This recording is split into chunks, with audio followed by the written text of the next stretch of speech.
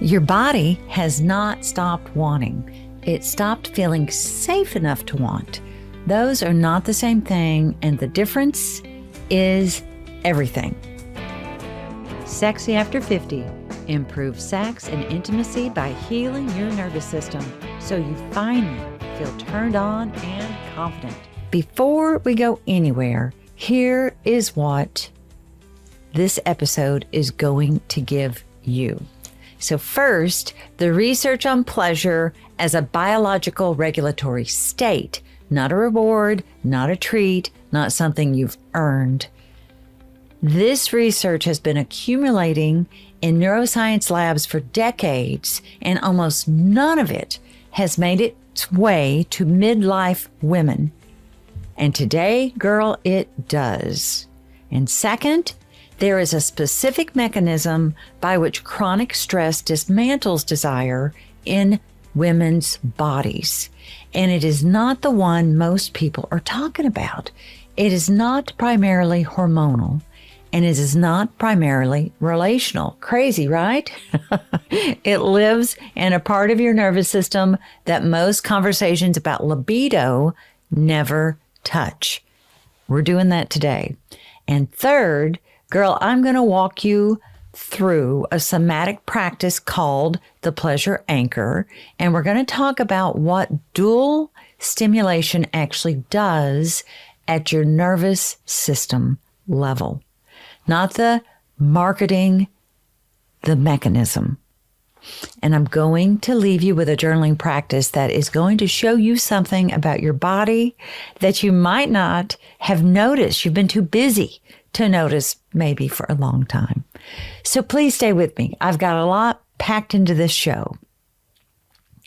All right, so I want to start somewhere most conversations about midlife desire never go, because I think it reframes everything. So I know we've talked about Jaak Panksepp, the late neuroscientist, a lot, but he spent decades mapping what he called the primary emotional operating systems of the mammalian brain, ancient cross-species circuits that run beneath cognition and beneath culture. And these are circuits we share with every mammal on Earth. And one of those systems, the one he capitalized and called seeking, is the circuit most relevant to what brings women to this conversation. Seeking is not pleasure itself. It is the drive toward pleasure. It is the electricity of wanting, the pull of anticipation, the forward lean into life. And Panksepp identified it as the most fundamental motivational system in the brain, running through mesolimbic dopamine pathway, the same pathway activated by everything from food to connection to sexual desire. When the seeking system is online, and we love this feeling, girl, you're going to feel curious, alive, drawn towards things. You want your coffee in the morning. You notice a song. You turn towards your partner. But when it goes offline, when it has been suppressed, overwhelmed, or simply starved for too long, everything flattens. Sound familiar? Food tastes like food. Music still plays, weekends still arrive, but nothing quite lands. Nothing quite pulls. Women describe this to me, constantly. And it's not depression exactly. And it's not sadness exactly. It's just flatness, numb. A kind of internal weather where everything is overcast and nothing quite reaches the person. That's not a hormone problem. And it's not a relationship problem. That is a seeking system running on a depleted signal. And Here is why this matters specifically for us gals over 50. So we're going to dig into the research. Y'all know I love that. And what we have today, well, one of them is a landmark study published in Nature Neuroscience back. It's only 2026, but this was published in 2025. And it confirmed what neuroscientists have been building toward for years. And that is that estrogen directly modulates dopamine signaling in the brain's nucleus accumbens. And that's the core of seeking, the seeking circuit. And when estrogen is robust, dopamine responses are stronger. Reward signals are sharper. The pull toward pleasure is way more available. But when estrogen declines, as it does across the menopausal transition, dopamine receptors, that sensitivity, it shifts. The seeking system loses signal strength. This is the neuroscience of the flatness. And the implication is significant. The body has not stopped wanting. The circuit has gone quiet. Circuits can be reactivated.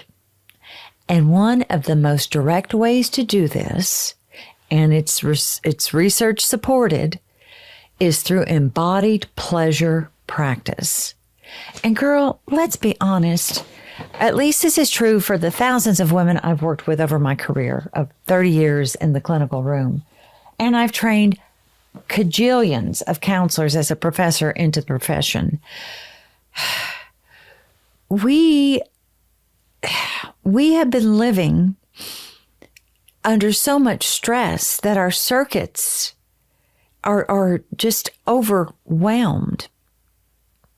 So the neuroscience of flatness is really important for us to understand.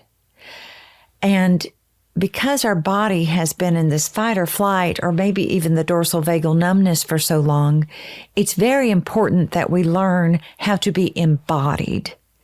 We have become these gorgeous floating heads of competence, like a balloon just floating around the top of your body. And we have not been embodied for so long. So it's really important that we practice being embodied. And if you'll listen to my podcast, hop over to Compassion Fatigue Cure. I've got a lot of stuff over there too.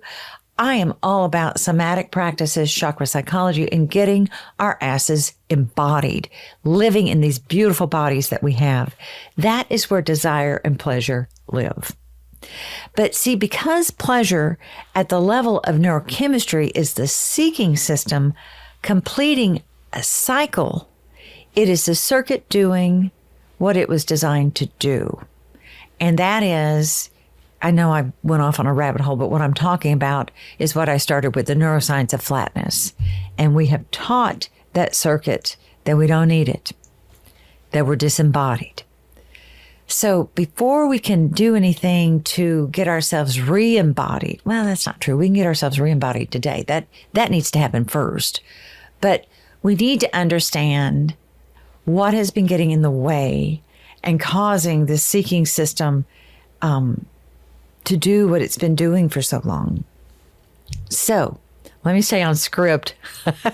I went down a 63-year-old brain pathway, and then I went, oh, where am I going? And I'm bringing us back. So here it is. And I'm giggling because all of us are, I mean, how many of us walk into the kitchen and go, why in the hell am I here? Or I open my computer and think, what was I looking for? But anyway, here's something that happens in the bodies of women under chronic stress that almost no one talks about clearly. And let me underscore clearly. Well, let me stay clear. We've got researcher Lori Brotto. We've had her on the podcast before. And she's at the University of British Columbia and has spent years running through clinical trials on sexual desire in women. And one of her most consistent findings is this: the primary obstacle to desire for most women with low sexual interest is not lack of arousal capacity. It is a disconnection from bodily senses altogether. Women with low desire often cannot feel what their bodies are doing. They have lost what scientists call interoceptive awareness, and that is your ability to accurately perceive and trust the signals coming from inside your own body. A 2024 study published in Brain Science found that interoceptive awareness, specifically a woman's capacity to notice, attend to, and trust internal sensation, girl, get this, it is directly linked to both orgasm frequency and orgasm satisfaction. Not hormones, not relationship status, not how often she's having sex, the ability to be present inside her own body. And think about the last time you really listened to your body. You really laid hands on your body and noticed the physical sensations your beautiful body's trying to tell you. See, this is where chronic stress becomes precise in its damage. When the nervous system is running a sustained threat response, the HPA axis is activated, the sympathetic branch mobilized, the body does something very specific. It contracts attention away from internal sensation and redirects it outward toward environment.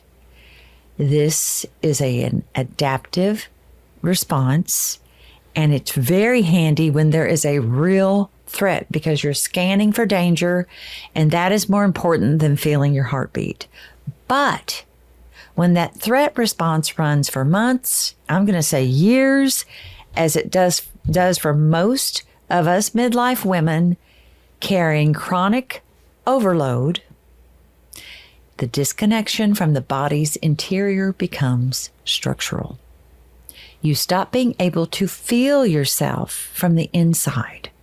You stop trusting what the body is signaling. You go numb in a way that isn't quite numbness because you still feel pain, you still feel exhaustion, but you lose access to pleasure, warmth, to the subtler language the body speaks when it is safe enough to speak at all. Brado's randomized controlled trials show that the intervention that most reliably restores desire in women, it's not medication. It's not supplementation, not a change in relationship structure. It is rebuilding interoceptive awareness. Teaching the body gradually and deliberately to feel itself from the inside again. To notice, to attend, to trust. Girl, that is the doorway. And the pleasure anchor is how you walk through that doorway. I want to be precise here because imprecision does women harm. The marketing language around pleasure devices like bold tends to promise things the peer-reviewed evidence doesn't fully support.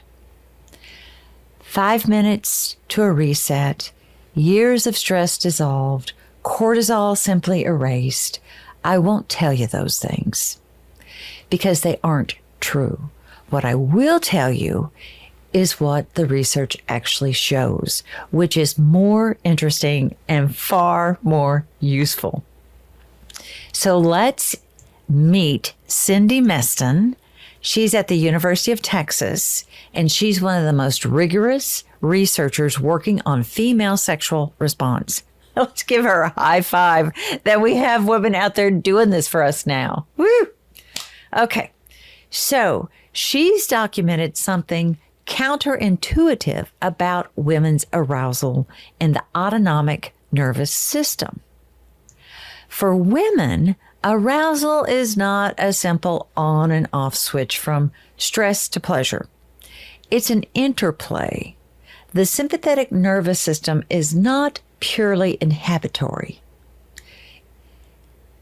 Inhibitory is the word I was looking for. I put my Texas A in there, and that Texas A does not belong there. So the sympathetic nervous system is not purely inhibitory to women's arousal the way it was long assumed to be. What matters, her research shows, is the window, a state in which the inhibitory load lifts just enough for the body's pleasure response to begin activating. So we're looking at dual stimulation and that simultaneous external clitoral and internal stimulation. And it's significant because it sends a signal so direct, so concentrated, that it can reach through a defended nervous system. It does not require the body to be fully relaxed first. It meets the body where it is and begins opening the window from the inside, which is very interesting. I'm just on the edge of my chair. I'm so excited to share this with y'all.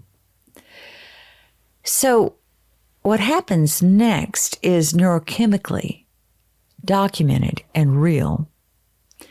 Alley and colleagues publishing in Psychoneuroendocrinology in 2019, they actually measured oxytocin and cortisol in women during both sexual arousal and physical stress.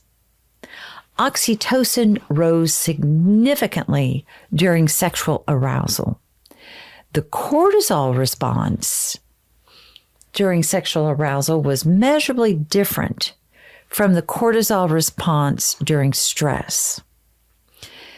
Oxytocin activates parasympathetic pathways and inhibits the amygdala's fear response.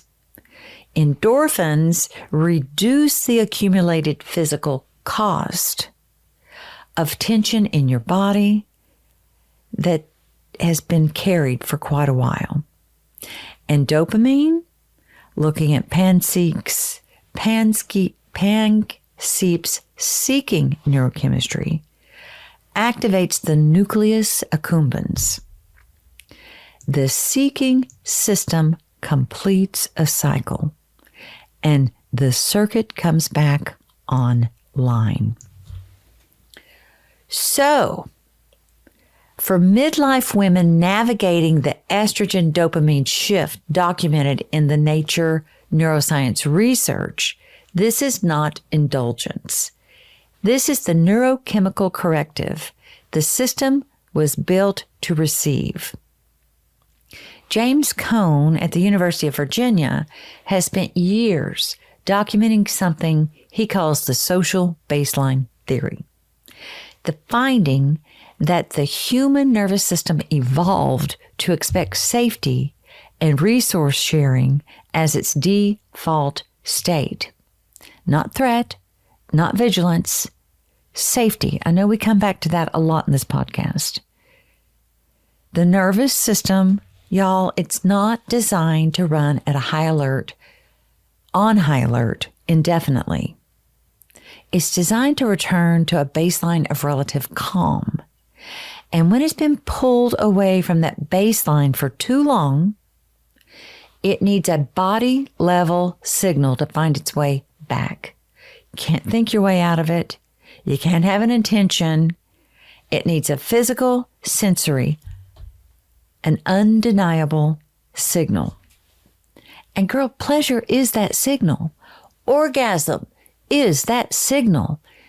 That's the best way to reset your nervous system. Not because of what we tell ourselves about it, because of what the body is wired to receive. So from my chakra psychology framework, this maps precisely onto our sacral chakra.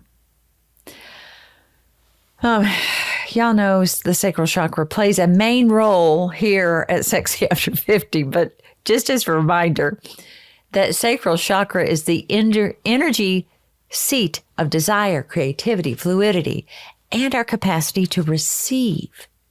And when women have been living in chronic overload, when the root is vigilant and the heart is armored, the sacral chakra closes down for protection.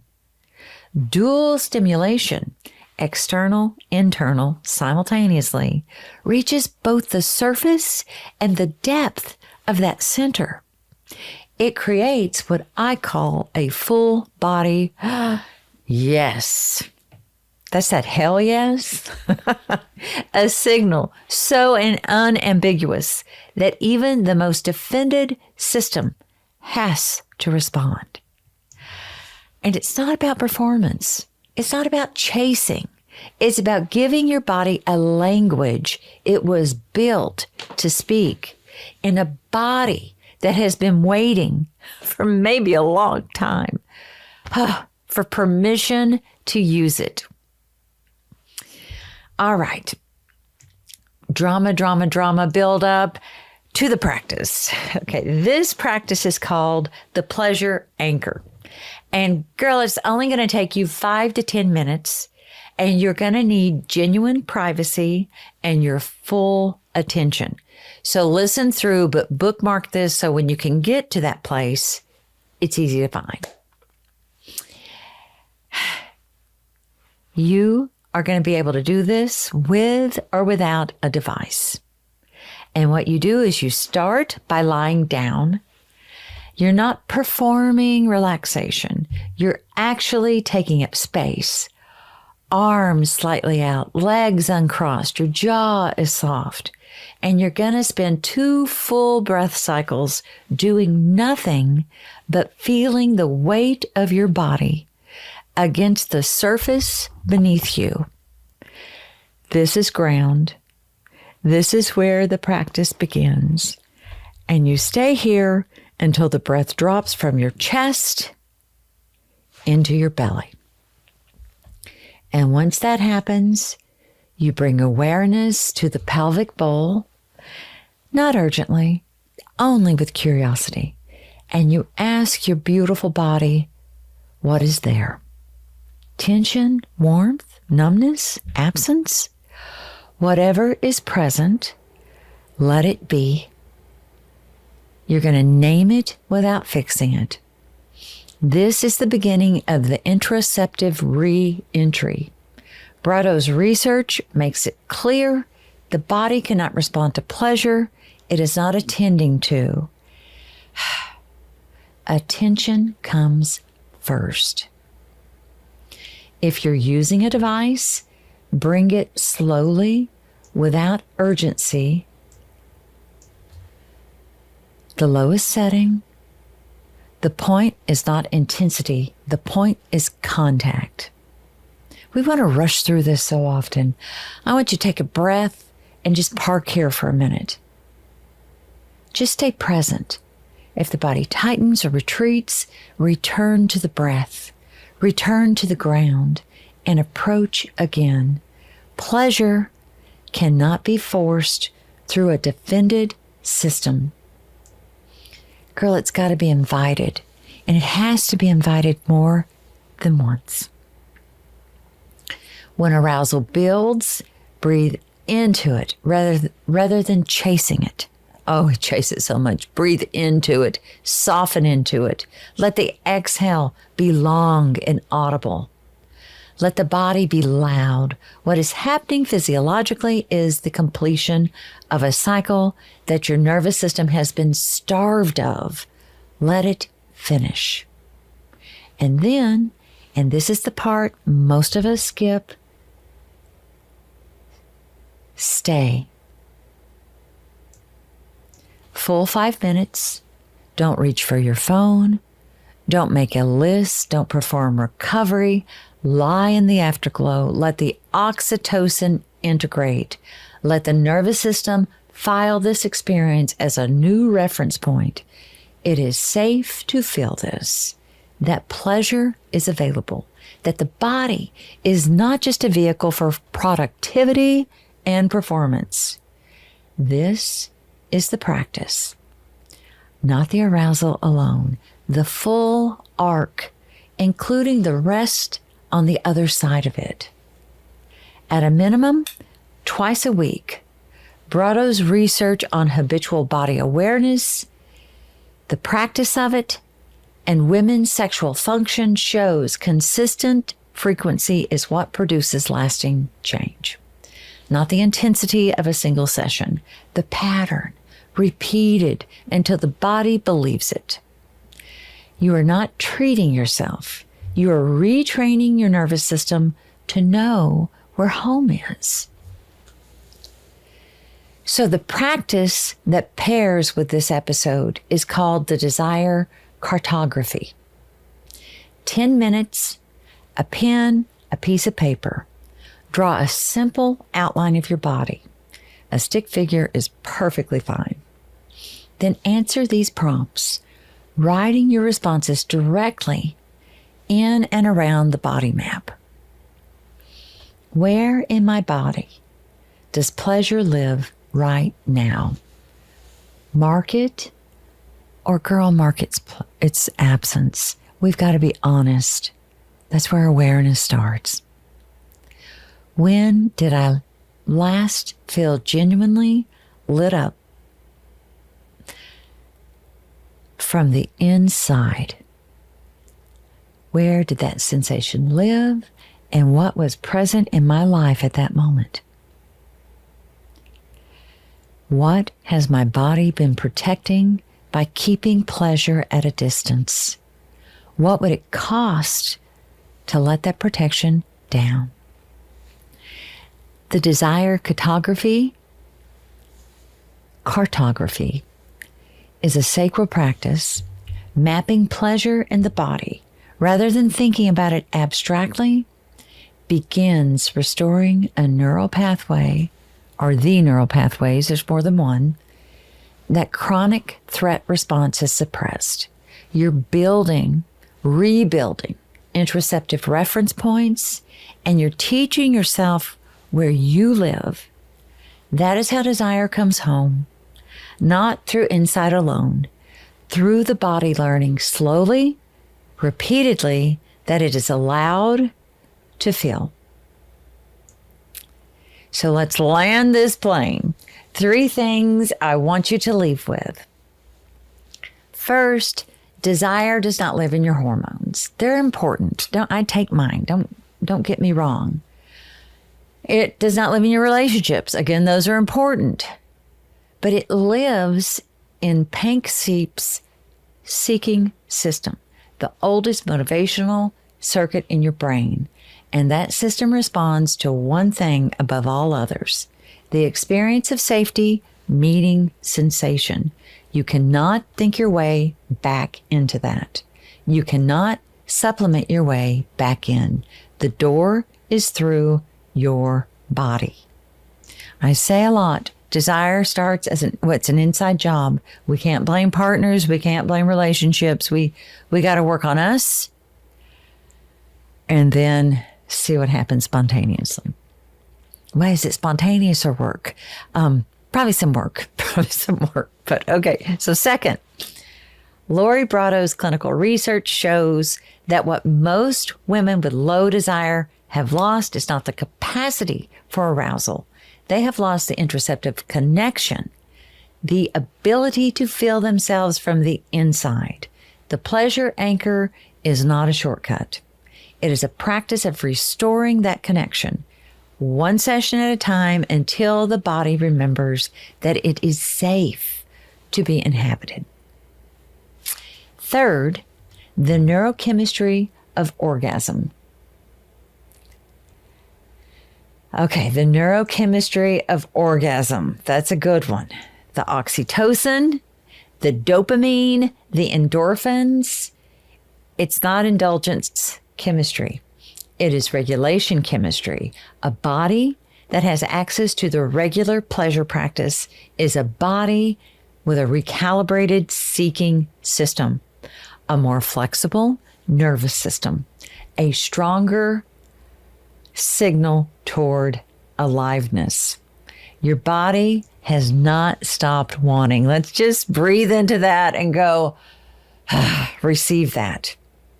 Girl, it stopped feeling safe enough to want. And it is safe now. Let it remember, if this landed in your body, not just your head, please share this with a friend. Please share this with a woman that you know needs to hear this. You're not disappearing. You are getting started. Sexy After 50.